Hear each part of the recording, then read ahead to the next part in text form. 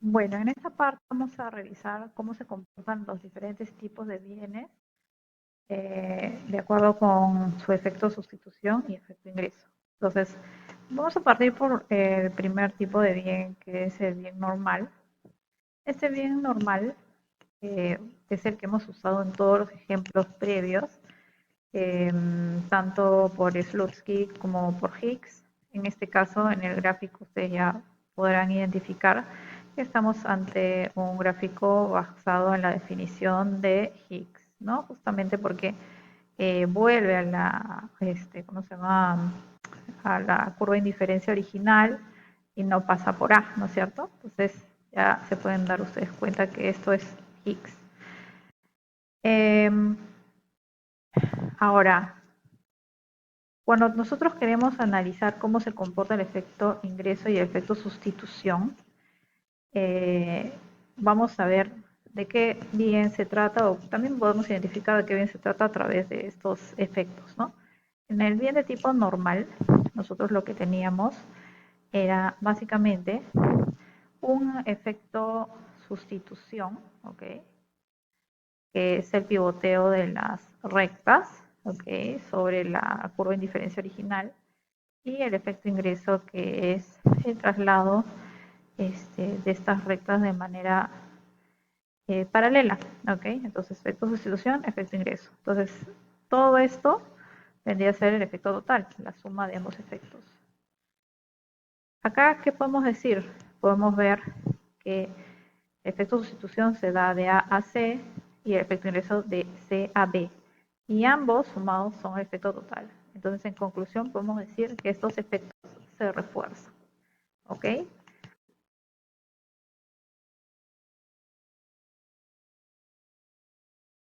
Cuando hablamos, por ejemplo, de un bien inferior, el comportamiento es diferente. Miren, acá pongan atención a cómo están las curvas de indiferencia. Es un primer indicio de que este se trata de un bien inferior.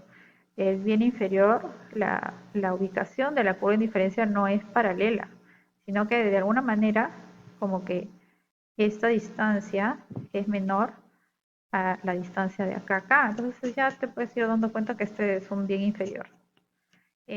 Otra cosa que te hace dar cuenta de que este es un bien inferior es que el punto que antes quedaba más o menos por acá, ¿no? El C quedaba por acá, ahora queda fuera, ¿ok? O sea, queda más allá del B, ¿ya? Entonces te puedes dar cuenta que es un bien inferior. Eh, Ahora, ¿cómo se comporta esto? Vamos a ver que el efecto sustitución va a ser el que va a ser el mayor, ¿no? En términos, ¿cómo se llama? Absolutos, va a ser el mayor, y que se va a contraponer el efecto ingreso a este efecto, ¿no? Que en términos absolutos va a ser menor. Entonces, ¿qué cosa vemos acá? Vemos que el efecto sustitución va hasta acá y regresa a través del efecto ingreso, ¿no? Es porque se trata de un bien inferior. ¿Ok?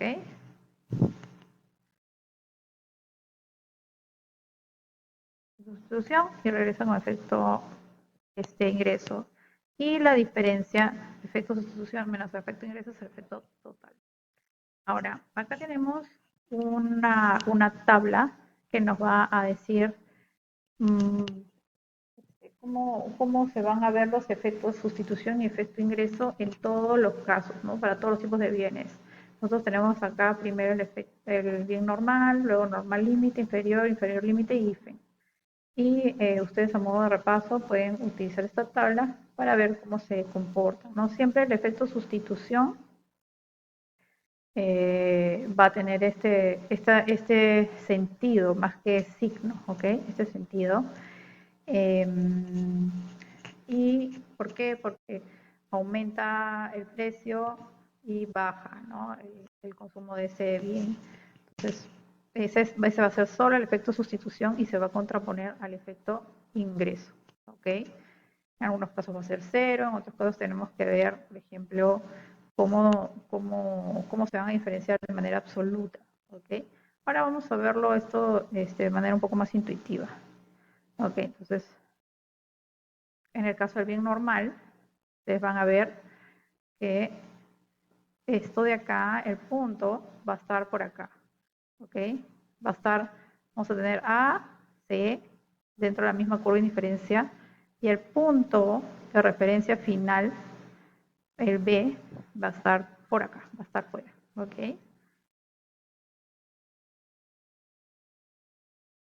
Va a estar por ahí. Cuando vemos el bien normal límite, más bien, el punto va a quedar, el punto B va a quedar justo encima de C. Entonces acá está C y B está justo ahí. Entonces hay un efecto que va a ser cero, ¿no? Ok. Y luego el punto inferior, el bien inferior, va a quedar entre, acá está, si acá está A y acá está C, B va a quedar por acá en el medio. B, ¿ok? Caso del inferior límite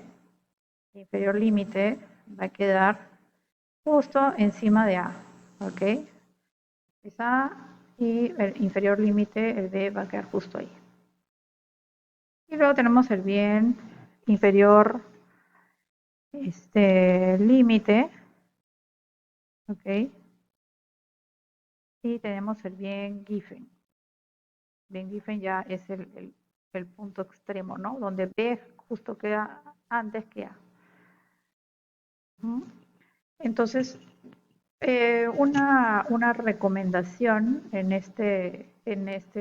respecto de esto es, olvídense de poner, cuando estén graficando, olvídense de poner la curva de indiferencia.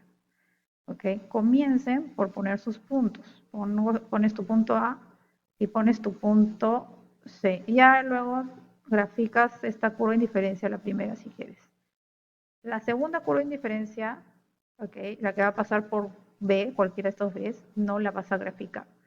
Tú vas a decidir primero qué tipo de bien quieres graficar. Si es el normal, vas a poner el normal a la derecha de C, normal límite encima de C, de bien inferior, entre estos dos, bien inferior límite justo encima de A y bien Giffen antes de A viendo esta distancia, ¿ok? Estas distancias de acá, ¿ok? Entonces, colocas el punto y, por ejemplo, si yo lo que quiero es graficar un bien normal límite, entonces hago calzar mi curva de indiferencia recién ahí, ¿ok? Entonces, primero el punto, luego la curva de indiferencia, porque si comienzas al revés, tu punto puede salir por cualquier lado, ¿ok? Entonces acá queremos forzar que el punto salga donde queremos, ¿ok? Entonces, acá hay un ejemplo numérico que ustedes pueden hacer pausa, pueden replicar, es bastante sencillo.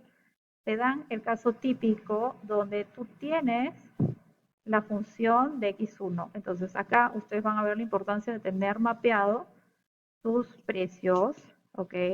Tu cambio en precios, reemplazas para tener los valores de x1, ¿ok? Puedes calcular rápidamente el efecto total y el efecto sustitución y efecto ingreso va a depender de esta ecuación que ya hemos visto antes, donde el cambio en M es igual al cambio en precios por X1 y tú ya tienes el cambio en P. ¿Ok?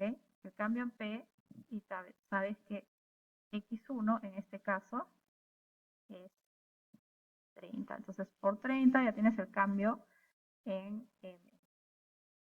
Y eso puedes utilizarlo para la segunda parte, que es donde tú ya buscas el efecto ingreso.